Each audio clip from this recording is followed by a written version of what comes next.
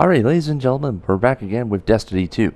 Now, normally I would be doing the TWABs pretty much almost every single week right here.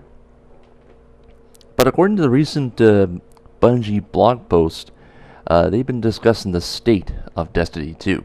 Is it really going down the drain that fast? Or will it start to turn around, though? Well, according to Luke Smith and Chris Baird there, they've been discussing more about the console and PC launches about Destiny 2. The post-launch game systems, features, and updates they've been focusing on and supporting players that eventually want Destiny to be their hobby. So you can definitely pause this and check out this first paragraph over here, which discusses the state of Destiny 2. But as we scroll down here, we have a lot of updates coming your way. So as mentioned, there's going to be a list of upcoming improvements for Destiny 2. Now, they're going to be introduced on both December 5th and 12th, while the rest will land in the new year. So, there's going to be some new systems and rewards, which would include a weapon tier, which is Masterworks, improved vendor rewards, armor ornaments, and so on and so on. Also, there's better initiatives for players who eventually complete the challenging prestige activities, like the Nightfall and the Raid. There's more than likely going to be a January update for that, to provide better incentives to complete the prestige activities.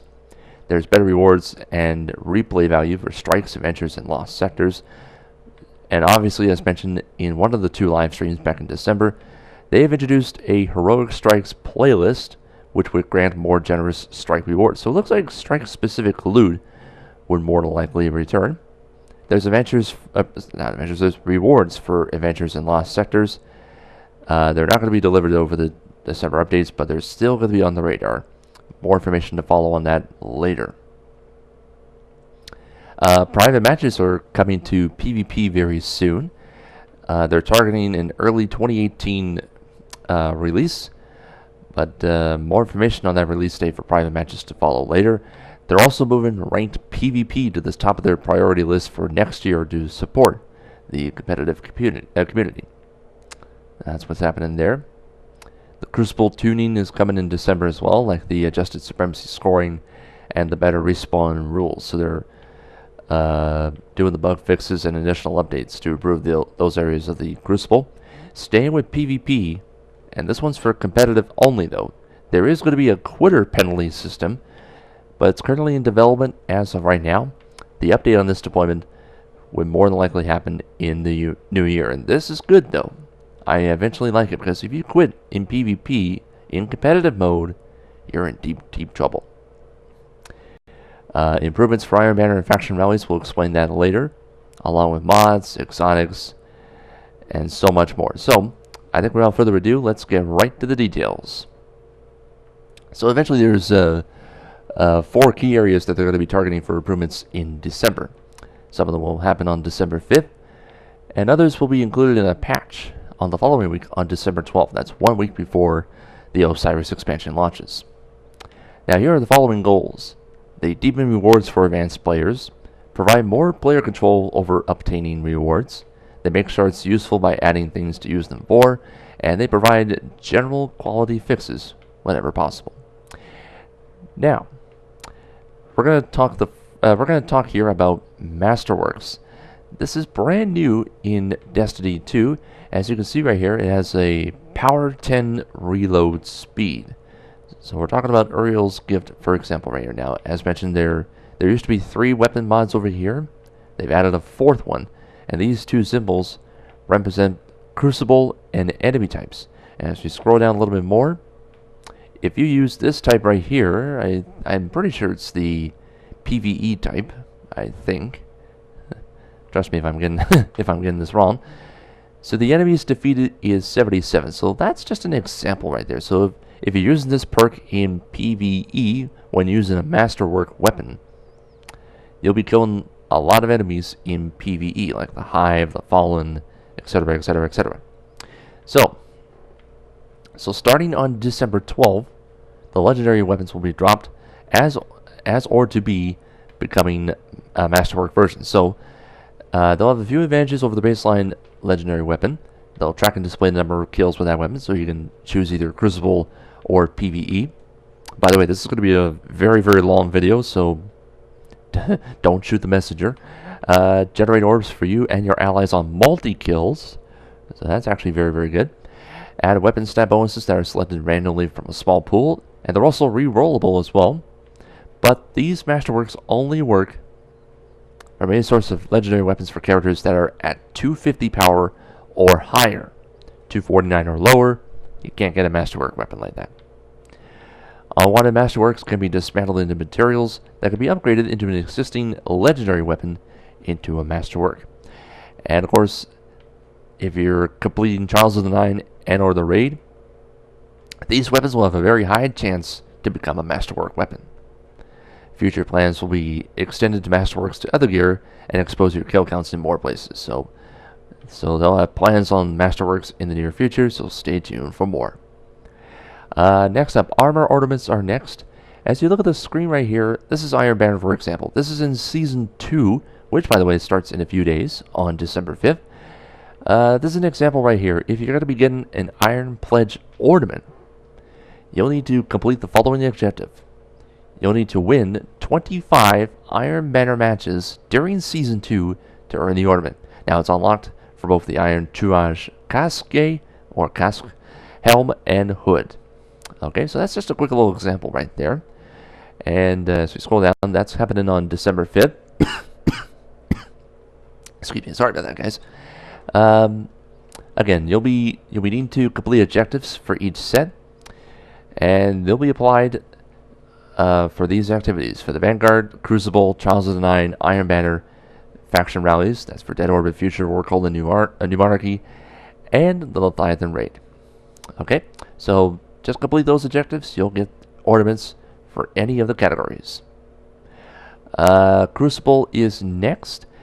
So Lord Shaxx has the faction rewards and armor ornaments here. And as you look at the miscellaneous down below, he's going to be selling some Crucible tokens for you right here. Now you can still level up as usual for all the vendors right here, but here's a specific way on getting armor. For example, if you're going to be getting the Binary Phoenix Cloak, you'll need to claim 2 reward engrams to unlock it. And you'll also need tokens and shards to eventually get this. So for example, if you're going to be getting this cloak, you'll need 15 legendary shards and 10 Crucible tokens, and claim your 2 engrams to unlock this cloak. So that's an example right there. And again, all 5 armor slots will always be present. The weapons will rotate weekly on factions that will eventually have them, and you'll eventually get credit for engrams they've already claimed since launch. And again, that starts December 12th. Next up, we're going to Xur, and Xur has engrams for you. I think there's only 2 different kinds, or 2 different examples of engrams. There's an isochronical engram, or as we would say properly, the faded engram. Okay, now a faded engram is an exotic that you do not currently have. So starting December 12th, let me just scroll down a little bit more. December 12th, Xur is going to have some new offerings for players that are collecting exotics. So if you get a faded engram, you'll be able to acquire one of the engrams using legendary shards. So, for example, if you have at least 97 shards on you, you can definitely get the engram. And if you decrypt it, you'll get an exotic that is not in your collection right there. So if you're sick and tired of those duplicates right there, go to Xur on the weekend only.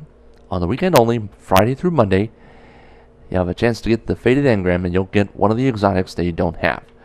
Also, Xur is going to be selling, yes, this is no joke, folks, 3 of Coins is returning. And if you don't know what 3 of Coins is, well, you're going to go all the way back to, I think it's the Taken King or the Rise of Iron back in Destiny 1, where the 3 of Coins consumable came into play. You'll have a high chance of getting an exotic engram if you defeat, pretty sure it's an ultra boss, either in the campaign story missions or in a strike. And of course, that boosts the exotic drop rates from any source for 4 hours. This one's in Destiny 2. No observed stacking mechanics or needed to reapply before every boss. And of course, they'll cost legendary shards as well. So spend your shards wisely. Next up, Banshee 44 is here. Oh, and by the way, Zur will be starting that on December 12th, and on December 5th, Banshee will have some updates on the weapon and armor mods, which starts December 5th. So, for example, for the kinetic counterbalance mod, if you dismantle, pretty sure it's either a rare or a legendary, you'll get a mod component. Get at least 5 of those and 10 legendary shards, you'll be able to get this. Now, of course, for players that want to clear some mod inventory space, the rare quality mods will dismantle the gunsmith materials and have a chance to produce a legendary quality mod component.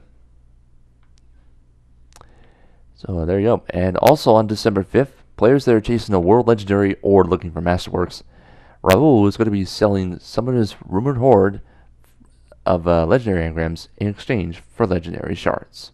That should be very nice. And a couple of things happening on the 12th as well. Commander Zavala and Lord Shaxx are going to be selling gift consumables for legendary shards that can be used during a strike or a crucible match, which will serve the following functions. You'll grant bonus rewards to everyone in that activity upon the completion, like friend or foe alike. So, for example, if you use a 3 of coin and you have a chance of getting an exotic, I think everyone in the team would eventually get it. Not too sure if that works still, but let me know in the comment section below. Award anything from faction tokens to a round of exotics for everyone in the match. And then also on December 12th, exploiting the safeguards on chests and resource nodes are greatly relaxed, and players will eventually encounter them less frequently. So even if they do, the drop rates for tokens is only reduced to 30% instead of going all the way down to 0, and Glimmer is still going to be unaffected. And on the 12th as well, vendors will now beckon you to hand in reputation tokens only if you're carrying enough to earn a reward engram. That should be interesting. And then finally, back on December 5th as well, reputation tokens will be changing. So, if you do a daily challenge, you'll have reputation token rewards increased across the board. Cade's treasure chests will still offer some variable rewards, but eventually guarantee, at a minimum, a payout of destination appropriate reputation tokens. So I think that's just what it says. I'm just reading it on the board right there. Strikes will drop a larger number of reputation tokens. The common quality destination resource tokens will have their drop rates increased to 100%, and the values per token increased will increase as well. That's by 50% for the common quality tokens and 250% for the rare quality tokens.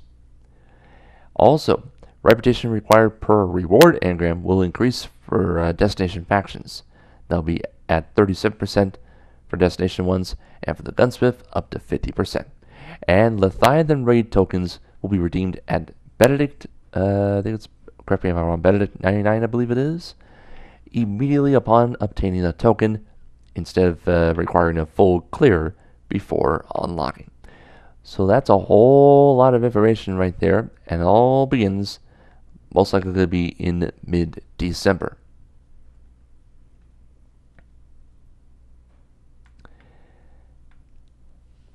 And don't forget, the Dawning will be coming in mid-December as well, so it's not going to be on launch. It'll be out, most likely going to be in mid-December. And finally, there was a little bit of controversy for PC mechanics, but I'm not going to explain this whole thing right here. If you do want to check out the XP mechanics on here, you can definitely pause the video for sure and check out the whole paragraph right here. Alright, so there you go. All the information is there on the website. So what do you think of these changes? Are we going in the right direction on Destiny 2, or is it just going to plummet completely?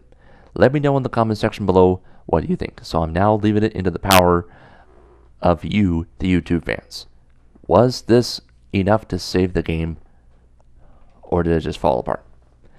Me, in my opinion, I'm just a patient guy. Whatever they want to do, I'm with them 100% of the way.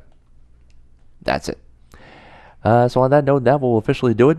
And don't forget, I'll be back later on tonight with our final TWAB, not only for the month of November, but also the final TWAB for the Curse of Osiris expansion, which comes out in 5 days. So stay tuned for that. And there's also going to be a launch trailer for Curse of Osiris between now and Monday. So be on the lookout for that. So I'll see you guys later on tonight for the TWAB. Thanks again for watching, everybody. And again, if you're brand new to the channel, hit that subscribe button if you like the content so far. Let's make our road to 600 happen. Leave a like and a comment in the video section too. And I'll catch you guys next time for more. Thanks for watching, everybody. Take care.